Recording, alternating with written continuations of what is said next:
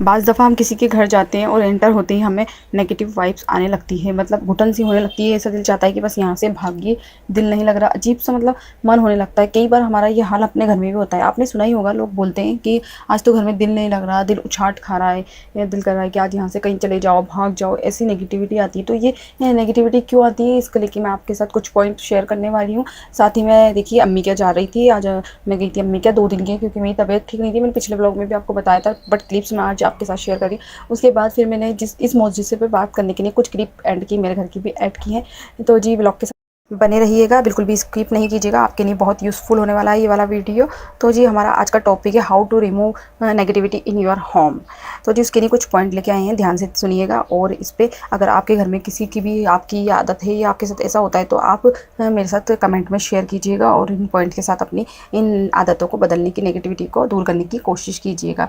तो जी फर्स्ट है, हम किसी के भी घर जाएँ या कोई हमारे घर आए, अगर गेट पे दरवाजे पे ही शूज़ उतरे रहते हैं और फैले रहते हैं ना, इतना कोई बुरा लगता है ना, इतनी कोई नेगेटिविटी या नेगेटिव एनर्जी दिमाग में आती है और हमारा दिल करता है बस इस घर से भाग चलो, यहाँ रुकना ही नहीं है। मतलब आपका घर बहुत खूबसूरत है, आलीशान आपने सजा रखा है उसको, खूबसूरत आपने डेकोरेशन किया है, लेकिन जब हम घर की एंट्रेंस पे ही इतना मैस देखते हैं ना, तो फिर बस घर का पूरा माहौल हमें अच्छा नहीं लगता। मतलब कितना भी अच्छा आपने उसको सजा रखा हो, उससे कोई मतलब ही नहीं लगता जब आपका एंट्रेंस से ही, आपके एंट्रेंस पे इतनी चप्पलें बिखरी हुई हैं, इतना मैस है। इससे आप ये कीजिए, इसको दूर करने के लिए आप एक रैक मंगा लीजिए। आजकल तो ऑनलाइन इतने बढ़िया बढ़िया रैक आ रहे हैं, इतने अच्छे अच्छे शूज़ रखने के, मीशो पे अवेलेबल है, फ्लिपकार्ट पे है, अमेज़ोन पे हैं, कहीं पर भी जाके आप परचेज़ कर सकते हैं, या फिर आप लोकल मार्केट में भी जाके परचेज़ कर सकते हैं और उनको स्टेबल करके रख सकते हैं। सारा मेस नहीं दिखेगा और आपका घर बहुत नीट एंड क्लीन लगेगा, क्योंकि कहते हैं ना first impression is a last impression. जब घर के गेट पे ही लोग आपके इस तरह से फैली हुई चप्पलें वगैरह देखेंगे तो फिर उनके ऊपर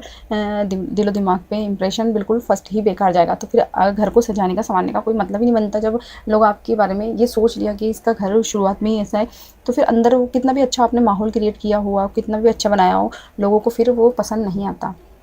तो जी दूसरे पॉइंट की तरफ चलते हैं। सूरतें पढ़ा करा करें सुबह में, ऐसा करा करें कि सूरह बकरा लगा ले करें, कुछ सुना करें या फिर उसका विर्द किया करें, थोड़ा बहुत पढ़ लें। अगर आपकी स्पीड कम है तो आप थोड़ी भी पढ़ सकते हैं। इससे क्या है, घर में जो भी नेगेटिव वाइब्स आती हैं ना वो दूर होती हैं। आपने बहुत सी औरतों को कहते सुना होगा, भाई हमारे तो किसी ने जादू टोना करा दिया है, या हमारे पर किसी ने काला जादू किया है, ये वो, मतलब इस तरह की बातें करती हैं। तो आप ये काम कीजिए ना कि आप रोज़ सूरह बकरा पढ़ा कीजिए। अगर आपसे पूरी नहीं पढ़ी जाती, आपकी स्पीड कम है, तो कुछ रुकू, कुछ पेज पढ़ा करें, वर्क़े सॉरी कुछ वर्क़े पढ़ा करें। जितना आपसे हो सके उतना पढ़ लिया करें।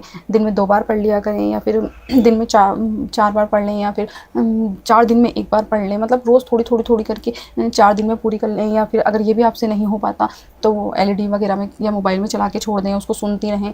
या फिर आप मंजिल पढ़ा करें, मंजिल डेली पढ़ा करें। इससे भी कुल असरात का मामला नहीं होता। और दुरूद शरीफ का जिक्र करती रहें, पढ़ती रहें, दुरूद शरीफ पढ़ते रहें, हमारे प्यारे आका हज़रत मोहम्मद सल्लल्लाहु अलैहि वसल्लम पर दुरूद पाक भेजती रहें। तो जी तीसरा जो हमारा पॉइंट है ना, आप सब लोग इस बात से एग्री करेंगे, बहुत से लोग अपने घर के कर्टन वगैरह नहीं हटाते। बिल्कुल घर में मतलब रोशनी आती नहीं है, नाम के बराबर रोशनी आती है। तो जी मैं ये नहीं कहती कि गर्मी में आप हमेशा पर्दे खिड़कियाँ खोल के रखें तो गर्मी आती रहे घर में, लेकिन कुछ सेकंड, जितनी देर आप सफाई कर रहे हैं, आप झाड़ घर को, इतनी देर आप खिड़कियाँ खोल दें, कर्टन हटा दें, ताकि धूप घर में आए। धूप आती है तो जितने भी जम्स वगैरह होते हैं, जरासीम होते हैं, ये सब मर जाते हैं। तो जी अपने गेट खिड़कियाँ खोलें, धूप को, घर को धूप लगाएं, घर को भी धूप की ज़रूरत होती है, तो ये ज़रूर किया करें। और दूसरी बात कि नेक्स्ट पॉइंट कि आप अपने घर का जो पेंट वगैरह कराते हैं ना, बहुत सारे लोगों को मैंने देखा इतने कोई डार्क पेंट करवाएंगे, येलो, पिंक, ब्लू, इस तरह के पेंट करवाएंगे। तो जाहिर सी बात है, इस तरह के जब पेंट होते हैं ना घर, तो उनको देखते ही इंसान को नेगेटिविटी आती है। मतलब एक दिल पे बोझ सा लगता है, आंखों को, दिमाग को सुकून ही नहीं मिलता। मैं किसी के घर पे जाती हूँ, इतने कोई उन्होंने डार्क शेड पेंट किए हुए होते हैं कि बस उसको देख के पता नहीं घबराहट सी होती है, जो दिल करता है बस यहाँ से अभी भाग ही चलो। तो जी इस तरह के कलर नहीं करवाएं, लाइट कलर करवाएं घर के अंदर, जो दिल को और आंखों को सुकून दें। इस तरह के कलर चूज़ करें और अपने घर में करवाएं। इससे आपका घर बड़ा भी लगेगा, रोशनी वाला भी लगेगा, और दिल को सुकून देने, दिमाग को सुकून देने वाला भी लगेगा। और जब भी आप बेडशीट का चुनाव करें ना, सच मानिए लाइट कलर की बेडशीट लिया करें। डार्क, चलो जिनके घर में छोटे बच्चे हैं उनका तो समझ में आता है कि भाई डार्क कलर यूज़ करेंगे, क्योंकि 2 दिन तो कम से कम इंसान चलाए बेडशीट, डेली तो चेंज करके धोने की तो हिम्मत आजकल किसी में इतनी है भी नहीं ना, वक्त है। लेकिन जिनके घर में बच्चे नहीं है ना, वो कोशिश करें कि लाइट शेड लें, और अगर डार्क भी लें तो उसमें इस तरह की प्रिंट लें जो आपके दिल को बोझ ना लगे, आपके दिमाग को ख़राब ना करे। इस तरह की प्रिंट लें जो अच्छी लगें, रूम को अच्छी लगें, घर में आने वाले को भी अच्छी लगें, आपको भी अच्छी लगें, सुकून दे। इस तरह की कलर आप बेडशीट में चूज़ करें। तो जी बढ़ते हैं अपने नेक्स्ट पॉइंट की तरफ। बहुत सारी ख़वातीन में ये आदत होती है कि वो जो मैस कबाड़ा होता है ना पुराना, उसको उठा के रखती हैं। मतलब कि कोई चीज़ घर में ख़राब हो गई है, कोई यूज़ की नहीं है, उसको उठा के रखेंगी, पता नहीं क्यों घर के अंदर सजा के रखेंगी। इससे क्या है, घर है ना बहुत ही नेगेटिव वाइब्स देता है। मतलब कोई पुराना फर्नीचर हो गया है तो वो बोलेंगी इससे हमारी ये यादें थी, हमारी उससे वो यादें थी, ये हम जब लेके आए थे, ये तब लेके आए थे। अरे बाबा, वो ख़राब हो चुका है, उसको आपको यूज़ में नहीं लेना है, आपको भी पता है, फिर भी घर में रखना है। इससे क्या है, घर में सिर्फ कबाड़ा दिखेगा और कुछ नहीं। तो जी ऐसे अगर आपके घर में कोई पुराना फर्नीचर है, पुरानी चीज़ें हैं, पुरानी चप्पल है, बहुत सारी लेडीज़ लोग की आप अलमारी खोल के देखिए, इतने कपड़े भरे रहेंगे जितने उनको पहनने भी नहीं है। मतलब जो उन्होंने दिल से रिजेक्ट भी कर दिया ना, वो भी वो निकाल के नहीं पटकती। बहुत से लोगों के भारी भारी जोड़े होते हैं जिनका फैशन चला गया होता है, उनका काम जो होता है वो पुराना हो गया, फिर भी उनको उसको अलमारी के अंदर सजा के ही रखना है कि भाई ये कोई गरीब को दे दीजिए ताकि वो अपनी बच्ची की शादी में दे उनके काम में आ जाए। लेकिन नहीं, अलमारी को सजा के रखना है, मैस घर में रखना है। चलो भाई, ये मानने में आता है कि आपकी शादी का जोड़ा है, चलो उसको तो आप रख सकते हैं भाई, ये तो याद है गोल्डन। लेकिन बाकी फालतू कपड़े अपने अलमारी से निकालिए, अपने घर से पूरा कबाड़ा निकालिए। इससे ना तो फरिश्ते घर में आते हैं और ना ही बरकतें होती हैं। तो प्लीज़ ये काम पहले आप करिए।